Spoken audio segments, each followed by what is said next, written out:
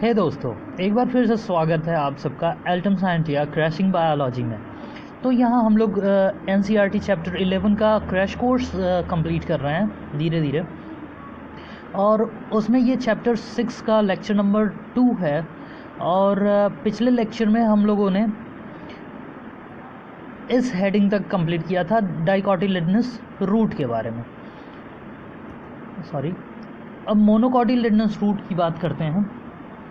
इसमें जहाँ तक ये सेंटेंस है, as compare to the dicot root which have fewer xylem bundles there are usually more than 6, मतलब कि पॉलीऑर्च कंडीशन इसे कहते हैं, xylem bundle in the monocot root. मतलब यहाँ कहने की बात यह है कि, और एक सेंटेंस देख लेते हैं, pith is large and well developed. Monocot root है तो मोनोकॉट रूट का मतलब क्या है, जो कि फाइब्रस रूट हम लोग इमेजिन किए हैं, या फिर जो फाइब्रस रूट का इमेज देखे हैं उसमें से एक फाइबर को हम प्लक आउट करके देख रहे हैं, उसका डाइसेक्शन करके देख रहे हैं।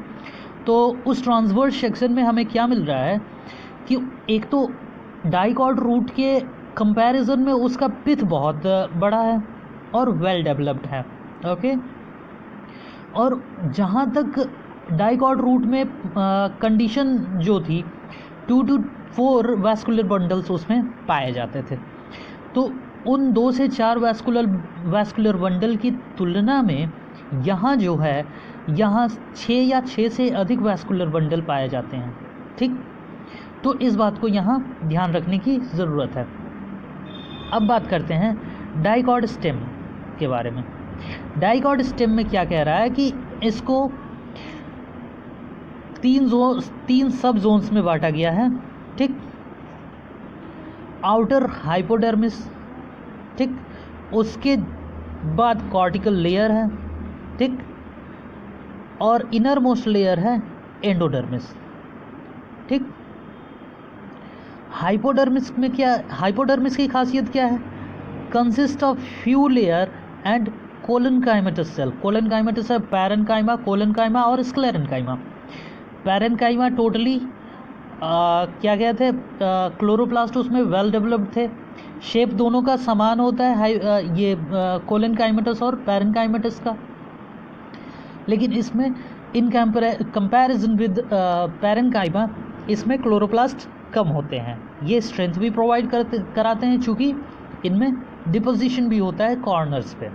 ओके, और स्क्लेराइड में पूरे सेल वॉल पे डिपोजिशन नहीं रहता है, काफ़ी हार्ड होता है। तो उसी बात को याद रखिए कि यहाँ कोलनकाइमेटस सेल्स होते हैं। ठीक, कुछ तो डिपोजिशन होते हैं हाइपोडर्मिस में। फिर आता है आपका कॉर्टिकल लेयर, हाइपोडर्मिस के जस्ट नीचे होता है।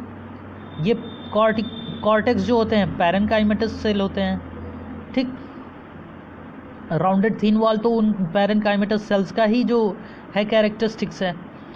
अब बात करते हैं the inner most layer of cortex, जो कि कॉर्टेक्स का इनर मोस्ट लेयर बताया गया, इज़ द हाइपोडर्मिस एंडोडर्मिस। जो कॉर्टेक्स का इनर लेयर है उसे एंडोडर्मिस कह दिया गया।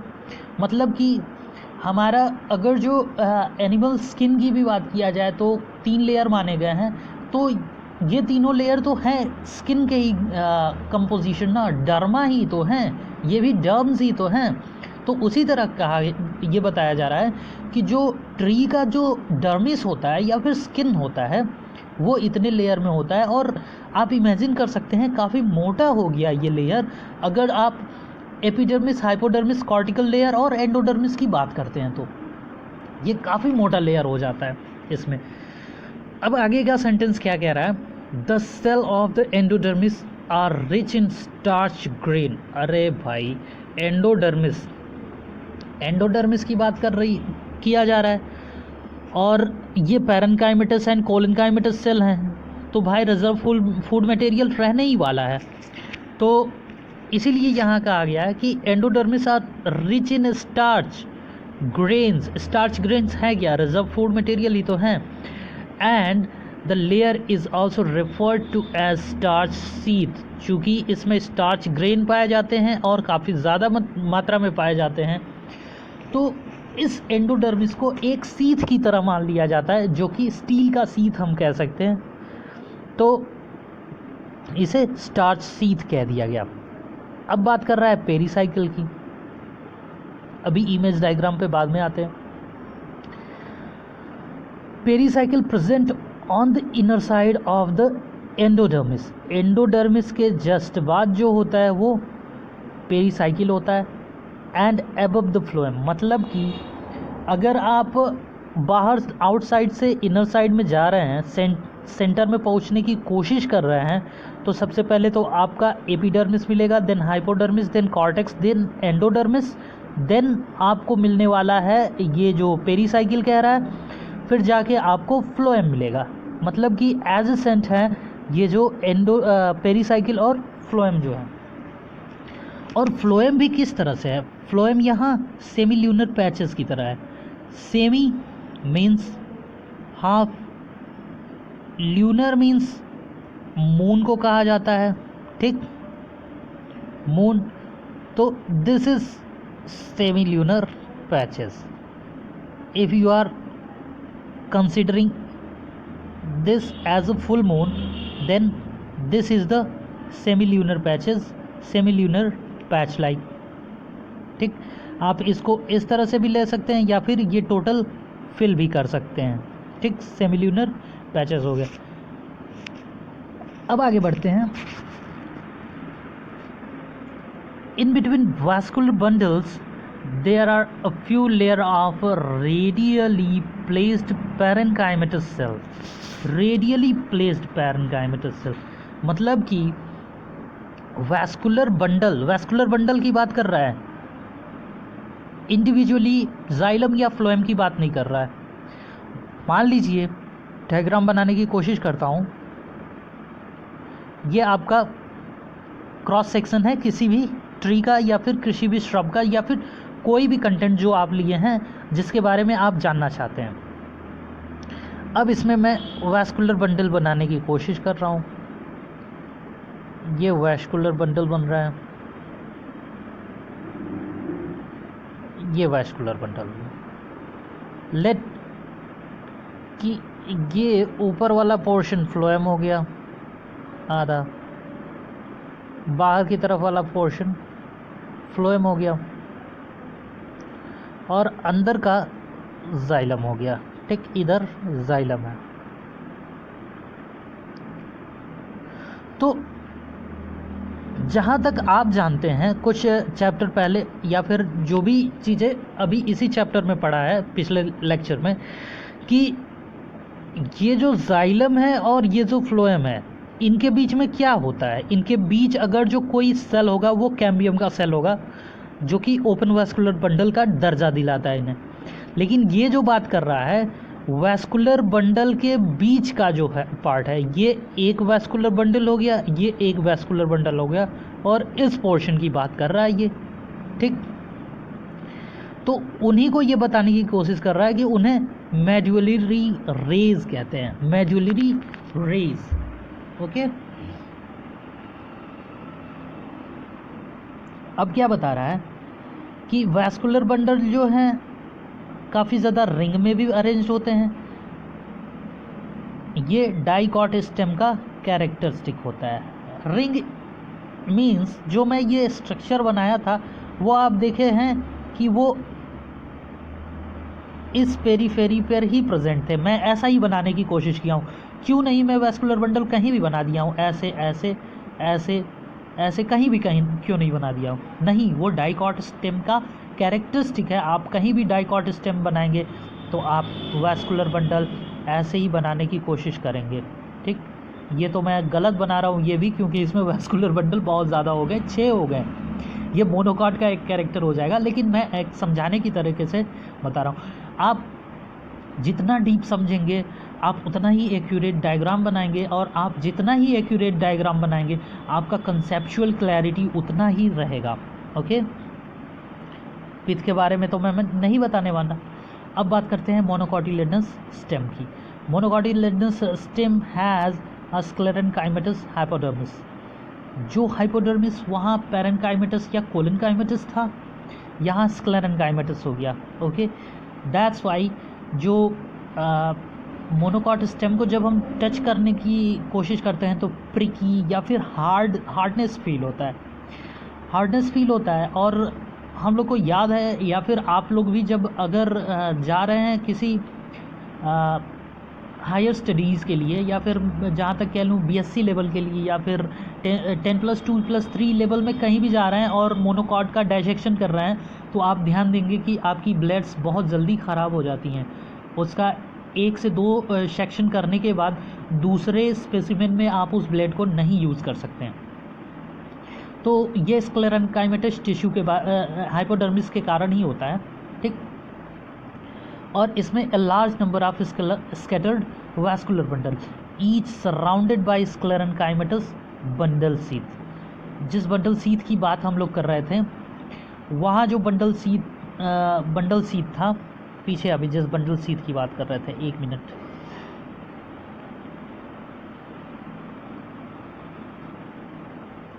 यहाँ शीथ जो था स्टार्च शीथ था, ठीक। स्टार्च शीथ क्यों था? क्योंकि उस एंडोडर्मिस में स्टार्च ग्रेन्स पाए जाते थे। लेकिन यहाँ बंडल शीथ की बात करी जा रही है। बंडल शीथ क्या है कि बंडल शीथ उस वास्कुलर बंडल को, पर्टिकुलरली वास्कुलर बंडल को ही सराउंड किए हुए हैं, और वो स्क्लेरेन्काइमेटस टिश्यू है। तो इन दोनों में डिफरेंस आप याद रखें, ठीक। Vascular bundles are conjoint and closed. Conjoint तो हो सकते हैं लेकिन क्लोज होते हैं, मतलब कि सेकेंडरी ग्रोथ नहीं होता। ओके, अब बात करते हैं डॉर्सिवेंट्रल लीव्स या फिर डाइकोटिलेडनस लीव्स। अपर सरफेस को एडेक्सियल कह दिया गया।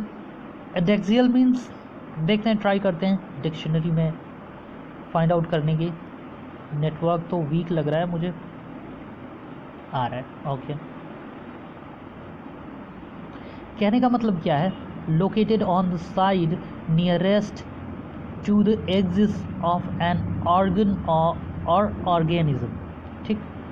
Nearest to the axis of an organ. चलिए समझने की कोशिश करते हैं, इससे ज़्यादा कि यहाँ बताने की ज़रूरत भी मैं नहीं समझता।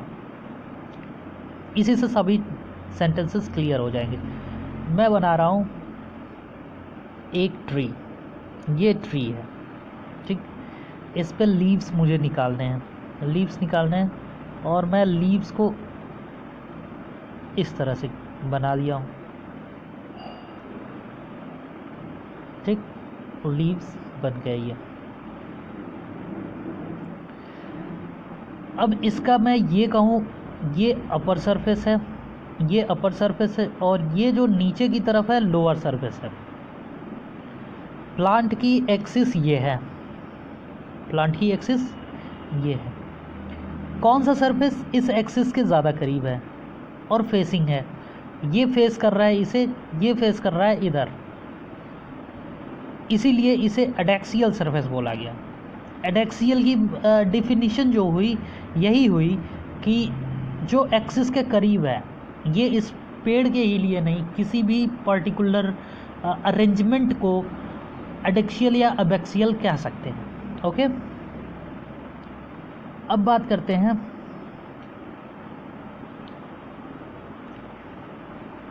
इनमें 2 टाइप ऑफ सेल्स पाए जाते हैं, एक पैलिसेड पैरेन्काइमा, एक spongy parenchyma. Spongy why? Spongy क्योंकि ये स्पॉन्जी होते हैं, इनके बीच इंटरसेल्युलर स्पेसेस बहुत ज़्यादा होते हैं, बहुत ही ज़्यादा, ठीक। पैलिसेड पैरेन्काइमा जो होते हैं elongated सेल होते हैं, which are arranged vertically and parallel to each other। elongated का मतलब ये नहीं कि ऐसे अरेंज हैं लीफ में। अगर जो लीफ का डाइसेक्शन करेंगे और उसमें देखेंगे तो ये सरफेस के परपेंडिकुलर और पैरेलली अटैच्ड होते हैं, इस तरह से होते हैं elongated, वर्टिकली elongated होते हैं। द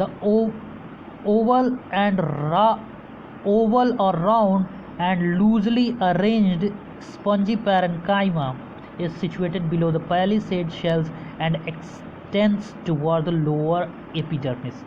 जो एबैक्सियल सरफेस है वहाँ तक स्पॉन्जी पैरेन्काइमा होता है। पैलिसेड पैरेन्काइमा एडेक्सियल सरफेस तक लिमिटेड है डॉर्सीवेंट्रल लीव्स में या फिर डाइकॉट लीव्स में।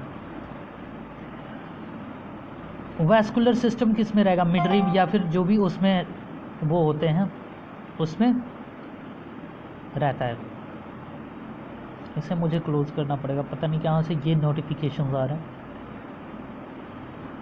The vascular bundles are surrounded by a layer of thick walled bundle sheath cell. मतलब कि ये जो वैस्कुलर बंडल में जो वेन्स जो हैं या फिर रैकिस जो है उसमें जो वैस्कुलर बंडल हैं वो बंडल सीथ सेल से सराउंडेड रहते हैं। अब आइसोबाइलेटरल लीव की बात करते हैं, जैसा कि जिसे मोनोकॉट लीव्स कहते हैं। अच्छा, एक मिनट हम उन डायग्राम्स को भी देखने की कोशिश करते हैं। देखिए, समझ में आ रहा हो, ये समझ लीजिए किसी माइक्रोस्कोप से देखा जा रहा है और इसी सेक्शन को इतने पार्ट को ही पिकअप करके दिखाया जा रहा है। Okay, cuticle layer, epidermis, pericycle यहाँ आ गया, यही एंडोडर्मिस हो गया। पेरीसाइकिल के जस्ट बाद सेमी ल्यूनर पैच के फॉर्म में ये फ्लोएम हो गया, ये कैम्बियम हो गया और ये उसके नीचे जाइलम्स हो गए, जिसमें एंडार्च कंडीशन आपको देखने को मिल रही है। मेटाजाइलम ये है और प्रोटोजाइलम इधर है, ठीक। और ये पिथो हो गया। ओके, वही चीज़ यहाँ समझने की कोशिश कर रहे हैं। सारे स्कैटर्ड पाउचेस में है, ध्यान दीजिए। फ्लोएम बाहर है, जाइलम उनके बीच में पैचेस के फॉर्म में है, ठीक। एक तो वैस्कुलर बंडल भी पैचेस के फॉर्म में है, दूसरे वो जो जाइलम भी है फ्लोएम के बीच में इंसर्टेड है। एपिडर्मिस, हाइपोडर्मिस आप देख सकते हैं। यही चीज़ यहाँ समझाई गई है पूरी थ्योरी में। आगे बढ़ते हैं, आइसोबाइलेटरल लीव्स के बारे में पढ़ते हैं। आइसोबाइलेटरल, आइसो मीन्स सेम होता है और बाई मीन्स दो होता है, लैटरल मीन्स आपस में लैटरल पोजीशन में। तो stomata are present on both surface of the epidermis. Mesophyll is not differentiated into palisade and spongy parenchyma. यहाँ कोई डिफरेंशिएशन नहीं है कि कहाँ पैलिसेड है या कहाँ स्पॉन्जी पैरेन्काइमा है। Okay, certain addaxial epidermal cell along the vein modify themselves into large empty colorless cells. These are called bulliform cells. मतलब कि वहाँ कलरलेस वो हो गए हैं, मतलब कि कोई भी फूड सिंथेसिस नहीं हो रहा है वहाँ पे, और इन्हें बुलिफॉर्म सेल कह रहे हैं, ठीक। इनका काम क्या है अगले सेंटेंस में समझाया जा रहा है। When the bulliform cell in the leaves have absorbed water and are turgid, the leaf surface is exposed. Okay, and when they flaccid due to water stress, they make the leaf curl into inwards. अब देखिए कहा क्या जा रहा है, मैं एक और डायग्राम बनाने की कोशिश कर रहा हूँ इसको समझाने के लिए। यहाँ ब्लैंक पेज लेके सही, ये समझ लीजिए आइसोबाइलेटरल लीव्स हैं। कहा क्या गया कि मैं कह रहा हूँ एडेक्सियल सरफेस, एडेक्सियल सरफेस यहाँ समझा देता आपको एडेक्सियल क्यों कहा जा रहा है, लेकिन मैं टाइम नहीं किल करना चाहता हूँ। ये जो फुल लेंथ वीडियोस आएंगे उनमें बताऊँगा मैं क्लियरली। हाँ, तो हम लोग कहाँ थे, एडेक्सियल सरफेस है, बुलिफॉर्म सेल्स यहाँ हैं। एबैक्सियल सरफेस पे क्या है, एबैक्सियल सरफेस पे तो नॉर्मल सेल्स हैं, पैलिसेड या फिर स्पॉन्जी जो भी कह लीजिए, ठीक। अब ये फ्लसिड होगा तो यहाँ टेंशन क्रिएट होगा, तो लीफ मुड़ेगा किस तरफ? इसी तरफ तो मुड़ेगा। अल्टीमेटली ये रोल हो जाएगा, और जो बाहर की तरफ फोर्स लगना स्टार्ट होगा तो ये फोर्स जस्ट अपोजिट हो जाएगा और ये रोल आउट हो जाएगा। इसी चीज़ को समझाने की कोशिश कर रहा है वो। अब बात करते हैं सेकेंडरी ग्रोथ की, सबसे इम्पॉर्टेंट। अच्छा चलिए इस डायग्राम को भी तो देखना है। देखिए ये डाइकॉट लीव है, ये मोनोकॉट लीफ है। इसमें कहीं स्पंजी या पैलिसेड डिफ्रेंशिएट कर सकते हैं? यहाँ देखिए ये तो मुझे लगता है पैलिसेड है, और यहाँ मैं कह सकता हूँ स्पंजी पैरेन्काइमा बहुत ज़्यादा है। यही बात समझाने की कोशिश की है। ये मेन रैकिस जिसे आप कह सकते हैं, वहाँ पे वैस्कुलर बंडल है, और यहाँ ये जो ग्रीन राउंडेड सेल्स दिख रहे हैं, मैं बनाने की कोशिश करता हूँ। इस रेड रीजन के बीच में जो ग्रीन राउंडेड जो सेल्स दिख रहे हैं वही बंडल सीड सेल हैं यहाँ पे। ठीक, और कुछ समझने की ज़रूरत है? नहीं, यहाँ तो नहीं।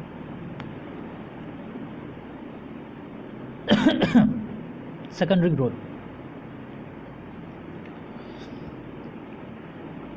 सेकेंडरी ग्रोथ में क्या है कि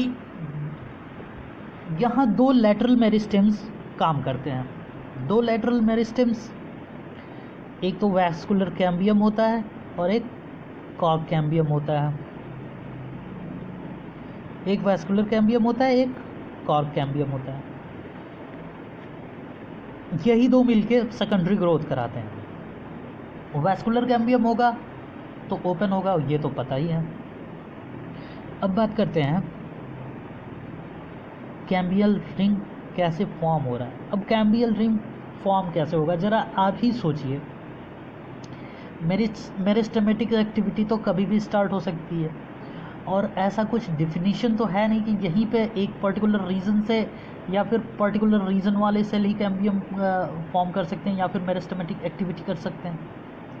आप ध्यान दीजिए, जब कैम्बियम प्रेजेंट है दो वैस्कुलर बंडल में ही, तो उसके रिंग का फॉर्मेशन कैसे होगा? अब रिंग का फॉर्मेशन होगा तो जाहिर सी बात है कि वैस्कुलर बंडल के बाहर वाले सेल्स भी, या मतलब कि आप जो कह सकते हैं स्टील में जो पिथ या मेड्यूलरी रेज वाले जो रीजन है उसमें भी कैम्बियल एक्टिविटी स्टार्ट होती है। कैम्बियल एक्टिविटी स्टार्ट होती है तो फिर वो डिवाइड करते हैं, उन्हीं के साथ बांट दिया गया यहाँ पे वैस्कुलर कैम्बियम और कॉर्क कैम्बियम। ठीक,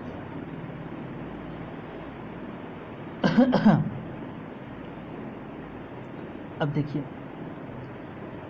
इंट्रा मीन्स होता है विद इन, फैसिकुलर मीन्स क्या होता है, ये वैस्कुलर बंडल की ही बात कर रहे हैं, और कैम्बियम मतलब कि प्राइमरी जाइलम और प्राइमरी फ्लोएम के बीच में ही ये होते हैं। प्राइमरी या ना कहिए, फिर भी कह दीजिए जाइलम या फ्लोएम के बीच में ये होते हैं intrafascicular.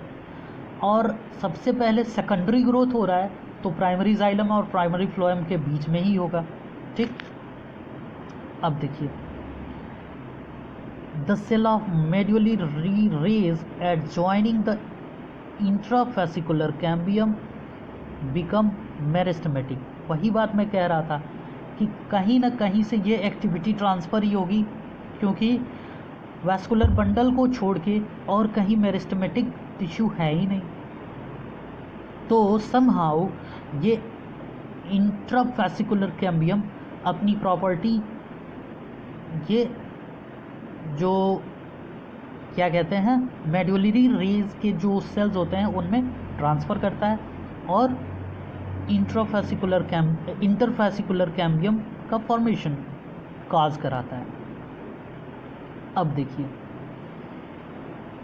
Cell cuts off towards the pith mature into secondary xylem. अच्छा, अंदर की तरफ कभी कभी क्वेश्चन मिल जाता है कि बाहर की तरफ फॉर्म करता है कि अंदर की तरफ फॉर्म करता है। अरे जब हम लोगों ने पढ़ा डाइकॉट में जाइलम पिथ वार्ड होता है, मतलब पिथ की तरफ होता है, तो फिर सेकेंडरी जो ये कैम्बियम होगा सेकेंडरी जाइलम बाहर की ओर क्यों बनाएगा? बिल्कुल नहीं बनाएगा, ठीक, बाहर की तरफ फ्लोएम ही बनाएगा।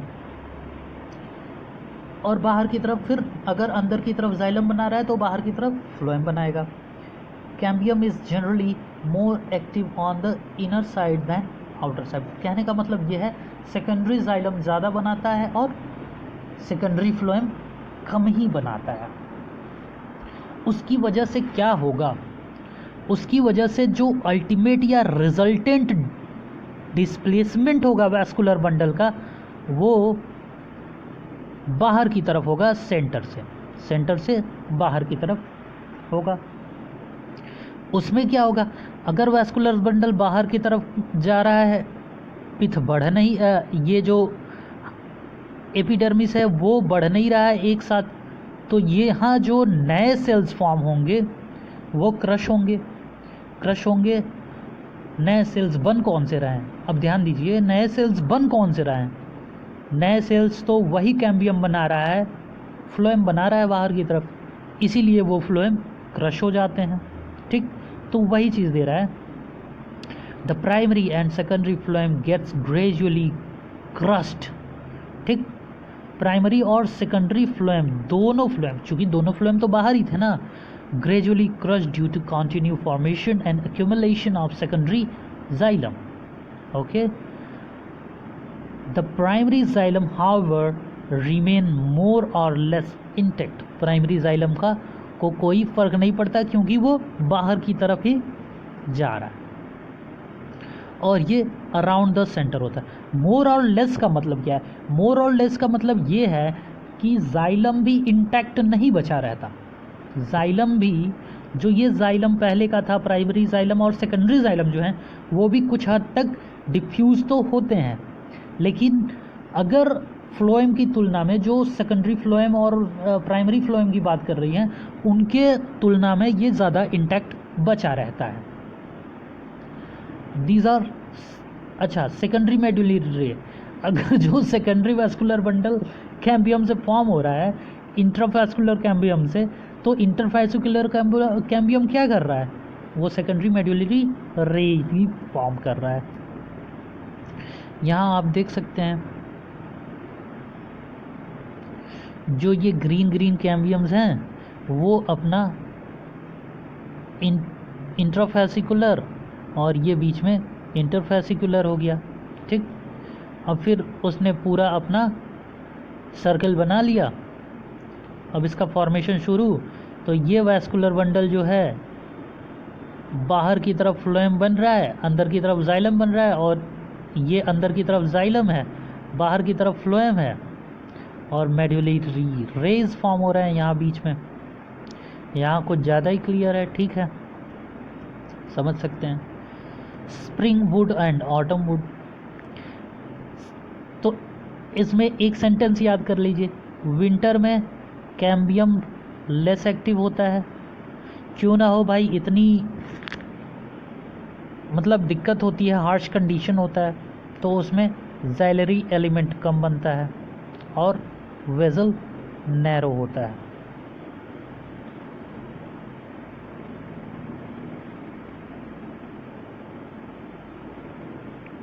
ठीक, and this would is called autumn would या लेट वुड। लगता है मैंने गलत बता दिया, स्टार्टिंग से पढ़ते हैं। The wood form during the season is called spring wood और early wood. In winter the cambium is less active and form fewer xylary element that have narrow vessels। हाँ, सही बताया हूँ। and this wood is called autumn or late wood। ठीक, ये हो गया। Annual ring तो मुझे नहीं लगता बताना चाहिए मुझे, अगर क्रैश कोर्स में बताना पड़ रहा है तो फिर दिक्कत ही है। The reason comprises dead element with high lignified wall is called heartwood।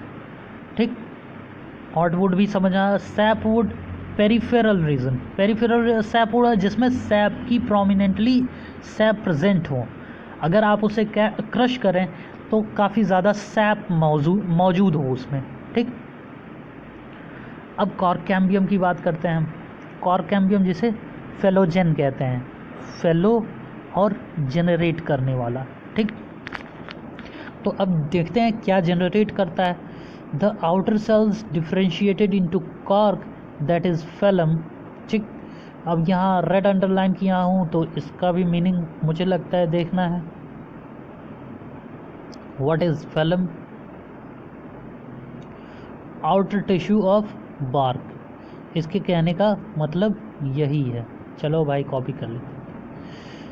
Outer tissue of bark a protective layer of dead cell, मतलब कि अब देखिए यहाँ से क्वेश्चन के क्लैरिटी के लिए मैंने यहाँ ट्रिक किया था इसे, कि फेलम का डिफिनीशन आपने समझ लिया कि आउटर या आउटर लेयर ऑफ बार्क, मतलब कि फ्लेम जो ये फेलोजेन है फेलम को आउटर साइड में कट करता है, ठीक।